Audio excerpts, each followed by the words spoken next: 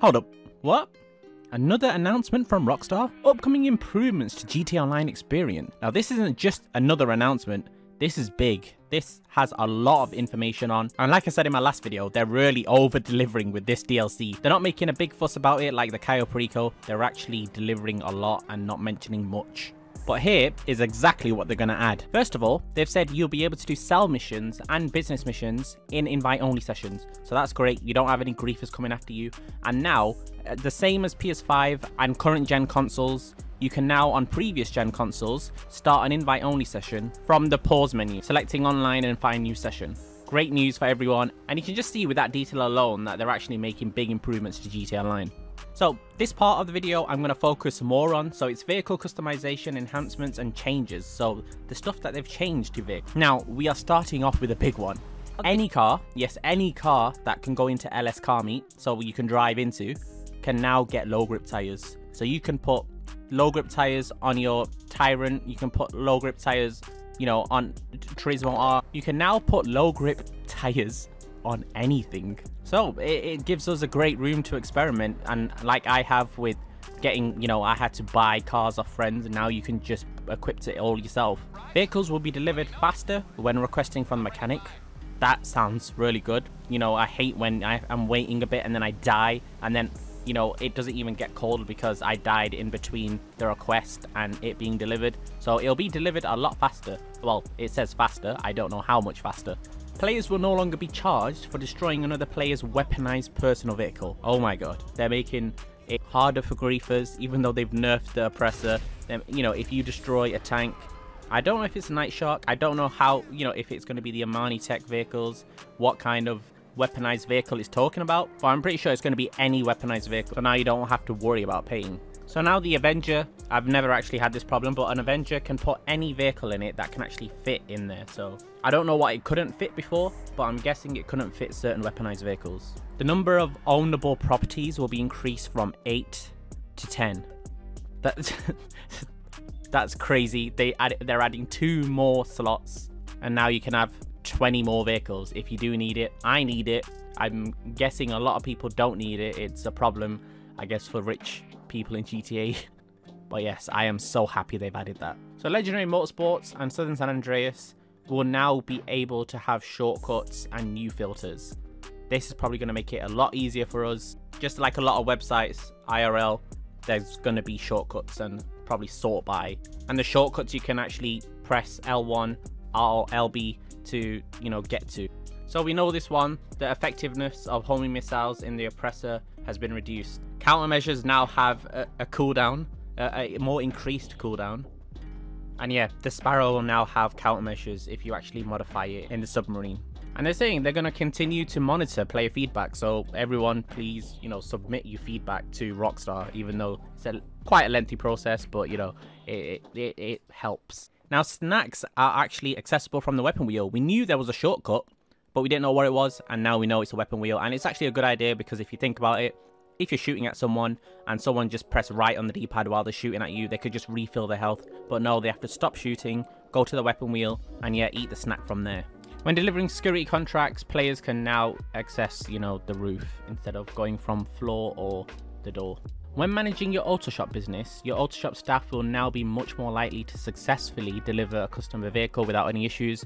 We know that, like, there's a lot of issues that we have when we try to get the mechanic to deliver the auto shop vehicle. Apparently, that's going to be more successful now. Okay, you can actually now jog inside the casino. That is so great to hear. I hate walking, and especially when you get lost in the casino. I don't do it anymore, but I used to get lost in the casino, and then you're walking around there for 5 minutes. You just feel like switching session. Oh, and this is such an improvement as well. You'll now be able to max your ammo, so do all ammos at once in the interaction menu. You don't need to scroll through all of them. That's going to help so much. And now if you do a mission and you eat snacks in the mission, you restart, you'll then still have the snacks that you ate from, you know, before you failed. So in contract missions, you'll now be able to hang up the phone call instead of being forced to listen to it all. That's a cool feature. PC players can now disable the in-game chat, and this is another big one. The KD stats no longer be affected in free mode sessions. So if someone kills you repeatedly, they're not gaining anything from it. Then their KD's not going to go up. Their KD's not going to go down. That's pretty cool. Only in competitive gameplays is where you get this feature. But in free mode, you're safe. You should get less griefed now. In KO, you can get caught a lot more times before you get kicked back. I already thought it was quite high. Like, the amount of times I got caught and never got kicked back to Los Santos, it was quite a lot. But apparently they've increased. They have a lot of payout increases. And for this, I would just say expect a lot. Just expect many payout upgrades. And these are an average of 50%. So you'll get an average of 50% on all payouts increased. Yeah, if you're expecting more, if you're expecting less, let me know. I don't know what to think of that. But for everyone that's doing KO, you'll now have like a 2-hour limit on in between KOs. So you can't do them back to back, unfortunately. That's a big thing. People now do KOs back to back. But yeah, you can't do that anymore. The minimum cut for finales is 15%. The cost of high setups have been reduced across the board to 25k. Wow, that's quite cheap. So the Felica job, the Humane Labs raid, the Prison Break finale, and the series of funding finale, you get a 75% increase. That's a lot. For the Doomsday Act 1, 2, 3, and specific standards job finale, you get a 50% increase. I only mentioned Kyle before, but all heists will have a 48-minute delay. Kyle will have a 3 in-game day delay. And yeah, there's a lot of information. If you guys want to stop to read this, I'll leave it here. And first time payout boost, you got executive, get 3 times more payout for new export mixed goods sell missions. There is a lot of improvements. And I was hoping that they'd make the Moore's Mutual menu easier, so I could just call all my cars. But that doesn't seem to be in here. Now, I might have missed it. I don't know. I don't think I did. But there's something I want to say about this whole thing. So it seems like, you know, we're getting to a stage where Rockstar are just trying to make it easy for everyone. Make it easy for all the players that want to have fun. And, you know, make it harder for the griefers. Make all the payouts more so you can experience more. You can buy more stuff. I don't know, it just seems like the end of GTA 5, which is kind of a good thing because they're most likely gonna, I don't know, this is just a long shot, but I think that they may announce something to do with GTA 6 in the next year or so. You know, if they're making GTA 5 free mode so friendly and so nice, and you can make a lot more money now, and everything it just seems like the end of a game. So that's quite exciting. I'm hoping that's the case. But yeah, there's a lot to be excited about. And if you did get to the end of this video, please subscribe if you haven't already.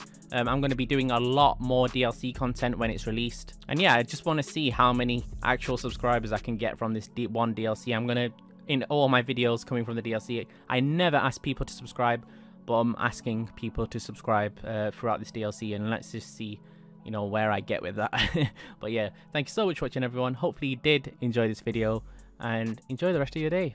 Thank you so much. See you later.